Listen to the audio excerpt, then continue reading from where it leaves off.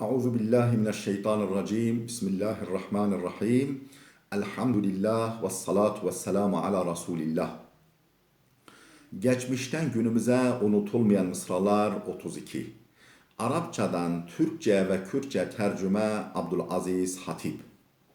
İzâ mel menâya ahta'atke ve sadefet hamîmeke fe'lem enneha seta'udu. Eğer felaketler seni ıskalayıp dostuna rast geliyorsa bil ki geri gelip bir gün seni de bulacaktır. Heke mirincite ve tereseu li dostete bikeve bizan beku rujeke yelite jî vergere. كفى زاجرا للمرء أيام دهره تروح له بالواعظات وتغتدي. Ömrünün günleri kişi için yeterli uyarıcıdır. Sabah akşam öğütlerle uğrayıp dururlar. Burina rujen umre mruvi jera ibreteke kafiya. Sabahu evar be ibret dena u deçina. عسى سائل ذا حاجة إن منعته من اليوم سؤلا أن تيسر في غدي. Ne bilirsin, bugün bir ihtiyacını görmeyi çok gördüğün bir yoksulla yarın konum değiştirebilirsin. Motu çı dizaniku, iru ev fakireku da mahtaciyavi pek ne ani, dibeku sabahi cihe hava pek ve guharin.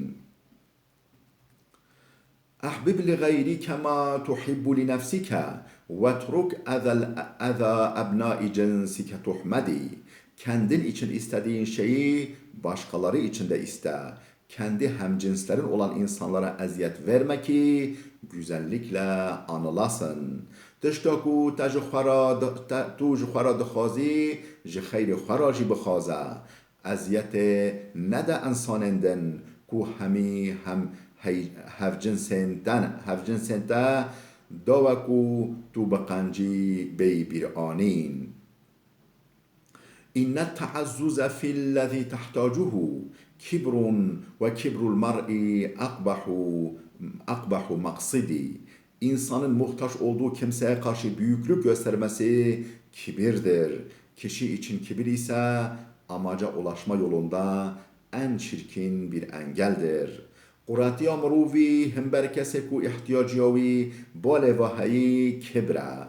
Kibir jî direya gihiştina armanca da raftarek gelik kirete. تغرب عن الأوطان في طلب العلا وسافر ففي الأسفار 5 فوائد. تفرج هم واكتساب معيشة وعلم وآداب وصحبة ماجدي. Yüce gayeleri uğrunda yerini yurdunu bırakıp gurbetlere çık, yolculuklar yap. Çünkü bu tür seyahatlerde 5 tane fayda var. Sıkıntıdan kurtulup ferahlanmak, kazanç elde etmek, ilim, edep, tecrübe kazanmak ve değerli insanlarla görüşme imkanı bulmak. Ji bu hedefin bilind cihuvarên xwe bihêle û kûçber bibe. Çimkî di vê seyaheta wiha da 5 feyde hene.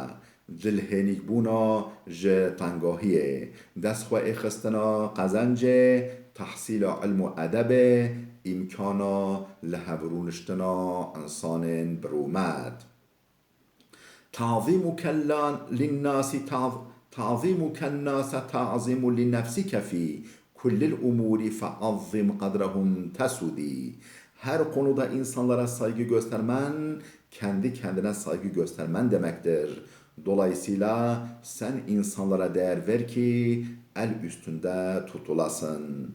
De her bareda rezgirtina da hemberi insana rezgirtina jibuta tabخوا نخوا قیمت بده انسانا دا وکو جیتا لسرسر خوا چکن.